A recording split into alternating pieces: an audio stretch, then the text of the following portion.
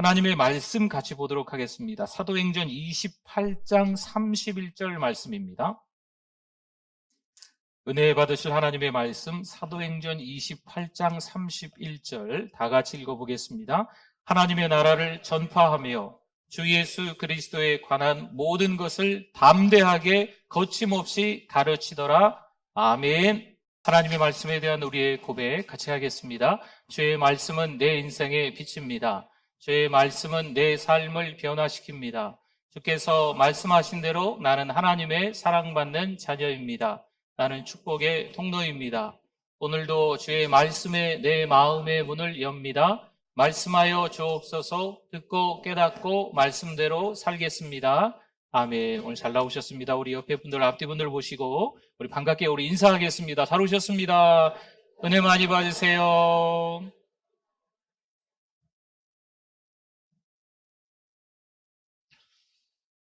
바울은 로마에 가서 성도들을 위로하고 또한 성도들을 격려하며 성도들의 신앙을 더 견고하게 하고자 했습니다. 하지만 여러 번 가려고 했지만 그 길이 막혔습니다. 로마서 1장 10절 말씀에 어떻게 하든지 이제 하나님의 뜻 안에서 너희에게로 나아갈 어떤 길이요? 좋은 길 얻기를 구하노라. 아멘.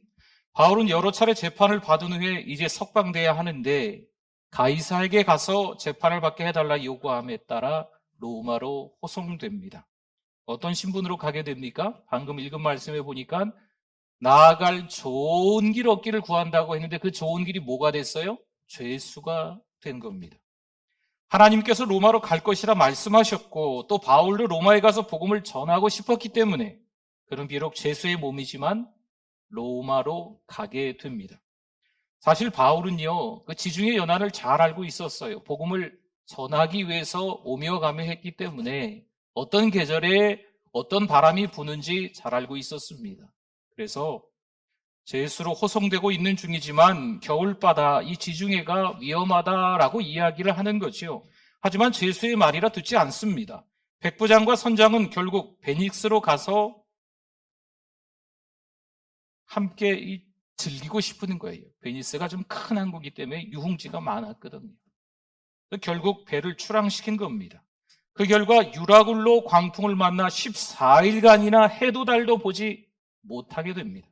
풍랑 속에서 정신없이 헤매는 거지요. 둘째 날에는 배에 실은 모든 짐을 다 바다에 던져버립니다. 셋째 날에는요, 배의 기구들마저 모두 버려야 했습니다. 여러분, 계속되는 풍랑의 구원의 여망마저 이젠 없어집니다. 살 수가 없는 거지요. 그런데 이 와중에 그들 가운데 바울이 또 서서 이야기를 합니다. 사도행전 27장 22절에서 25절에 보면 내가 너희를 권하노니 이제는 뭐하라? 안심하라. 너희 중 아무도 생명에는 아무런 손상이 없겠고 오직 배뿐이니라.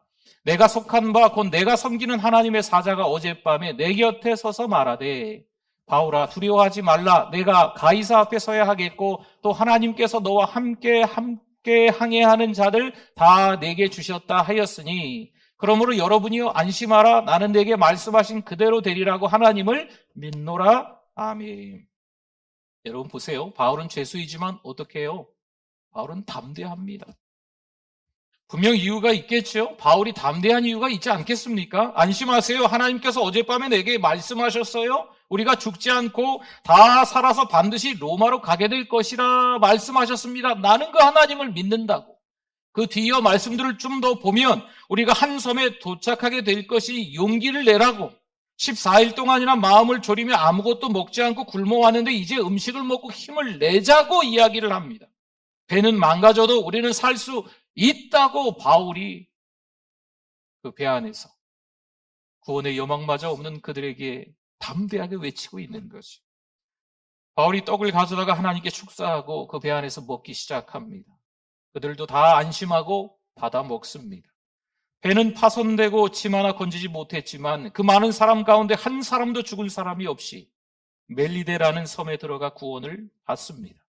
그 섬에서 무려 3개월을 머물면서 섬 사람들 그리고 275명 모두 예수님이 누구신지 바울을 통해 듣게 되는 역사가 나타납니다.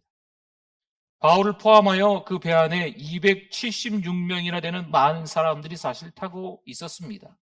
그 배 안에 타고 있는 사람들 가운데는요, 로마 군인들이 있었겠지요, 선원들도 있었겠지요, 상인들도 있었겠지요, 여행객들도 있었습니다. 물론 바울처럼 죄수도 있었습니다.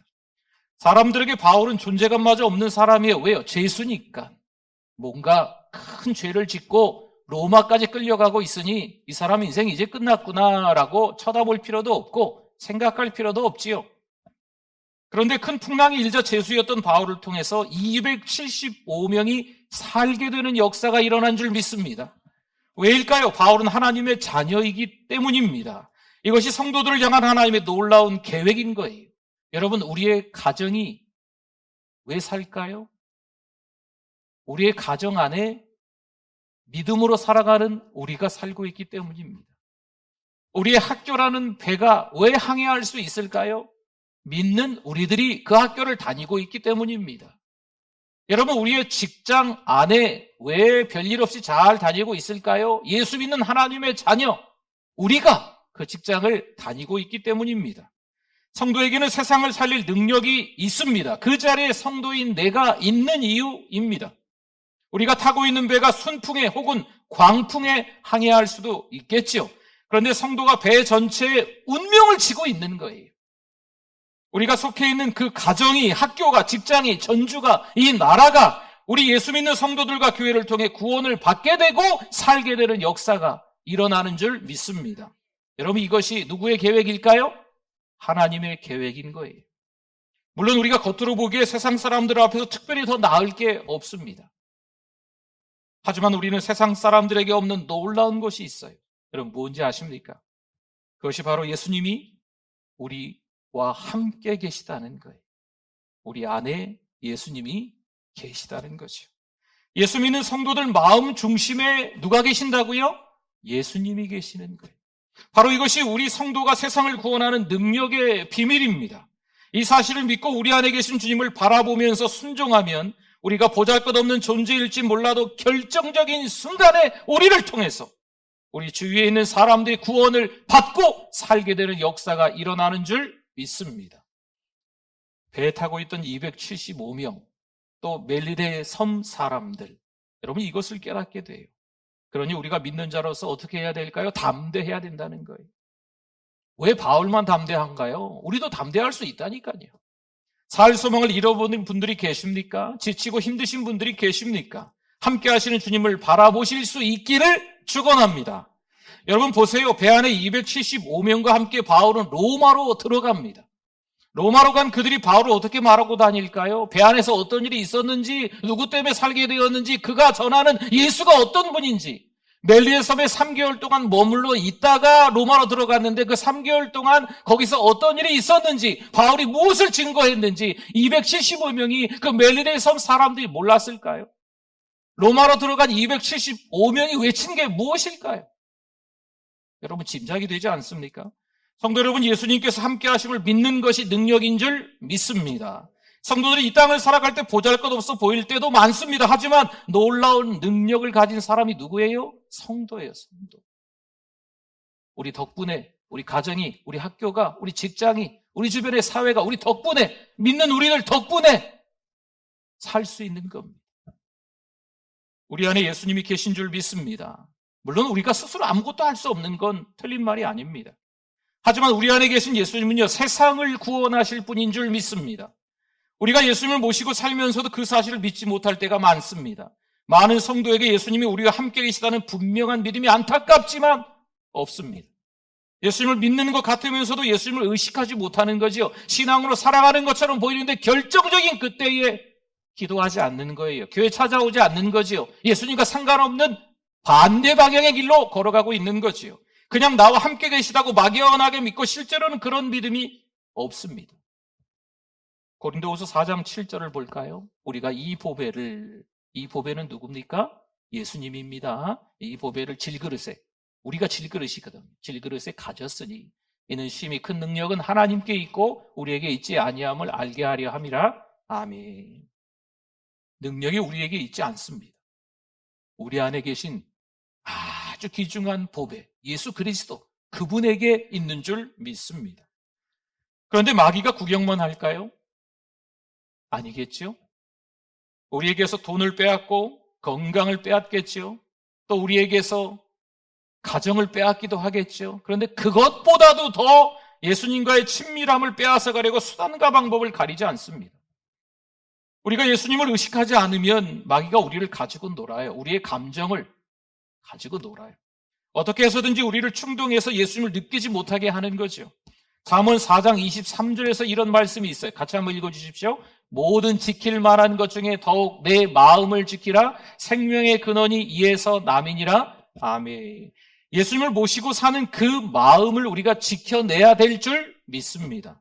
마귀는 우리의 감정을 흔들어 버리는 거예요. 마음을 지킬 수 없게 만들어 버리는 거죠. 그럼 화를 내고 불평하고 짜증냅니다. 여러분, 그때 우리는 주님을 의식할까요? 주님을 의식하지 않겠죠.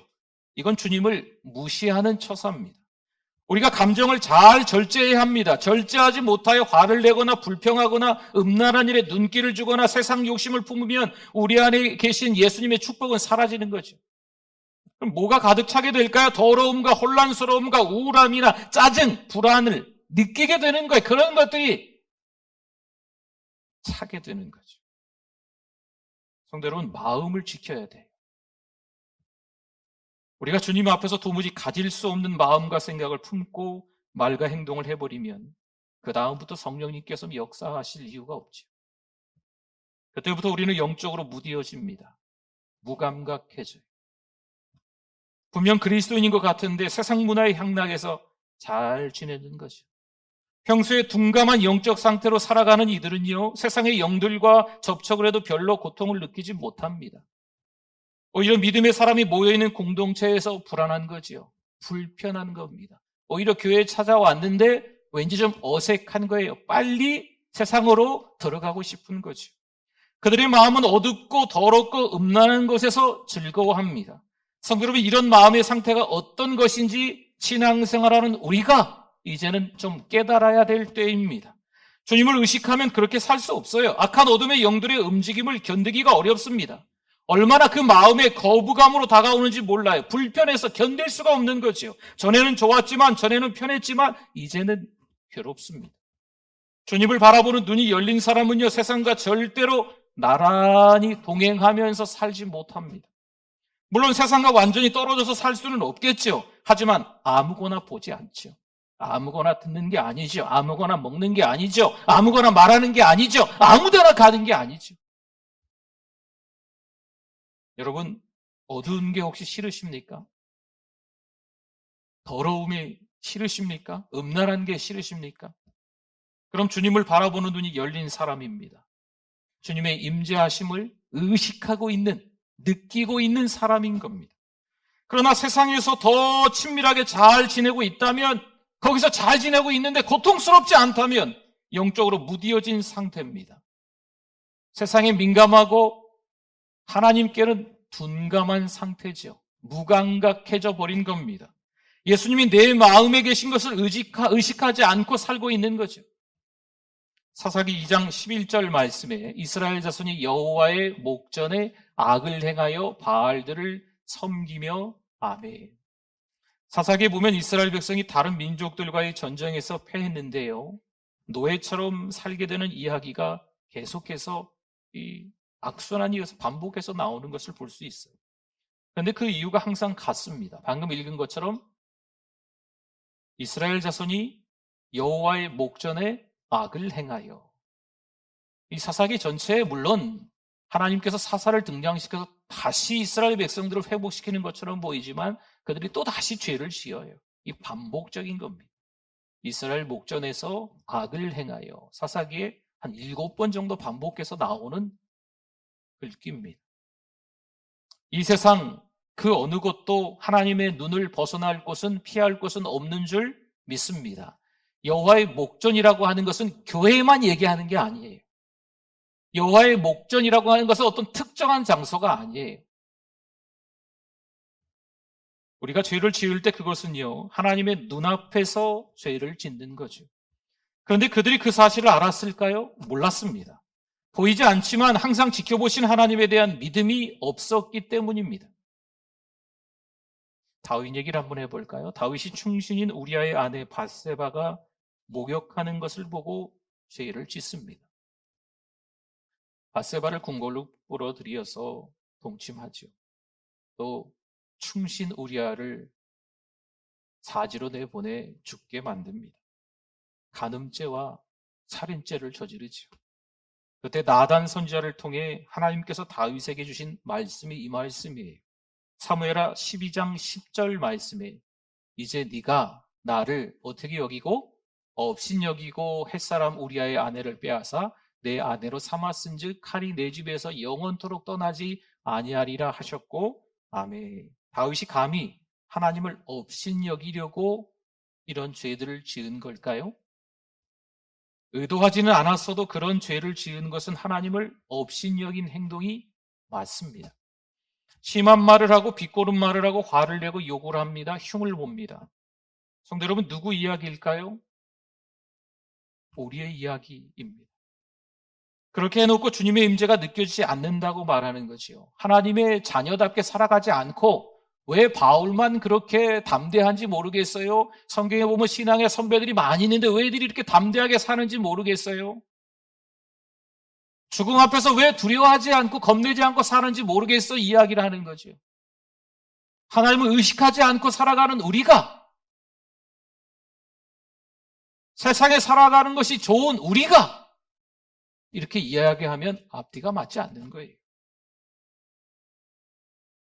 성도 여러분, 예수님은 언제나 우리 안에 계시는 줄 믿습니다. 그런데도 어떻게 우리는 내 마음에 계신 예수님을 경외하는 마음으로 살지 않을까요? 내 안에 예수님이 계신데, 하나님께서 다 보시는데, 하나님이 어떤 하나님이시냐라고 하나님만이 가지고 계신 성품을 얘기할 때 무소부재하신 하나님이라고 얘기해요. 하나님은 안 계신 곳이 없다는 거예요.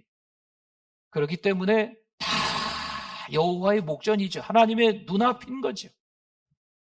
어찌 그렇게 화를 잘 낼까요? 어찌 그렇게 말을 쉽게 할까요? 어찌 그렇게 비꼬는 말을 잘할까요? 어찌 그렇게 함부로 생각할까요? 예수님이 내 마음에 계신다는 엄청난 복을 받고도 실제로는 믿지 않으니까 주님은 아무 역사도 하지 않으십니다. 로마서 1장 24절과 28절 말씀에 그러므로 하나님께서 그들을 마음의 정욕대로 더러움에 어떻게 두사? 내버려 두사 그들의 몸을 서로 욕되게 하게 하셨으니, 또한 28절에는 또한 그들의 마음에 하나님 두기를 싫어하며 하나님께서 그들을 그 상실한 마음대로 어떻게 두사? 내버려 두사 합당하지 못한 일을 하게 하셨으니, 아멘. 여러분, 성도에게 주어진 가장 큰 축복은 오직 하나예요. 예수님께서 함께 하시는 자라는 거죠.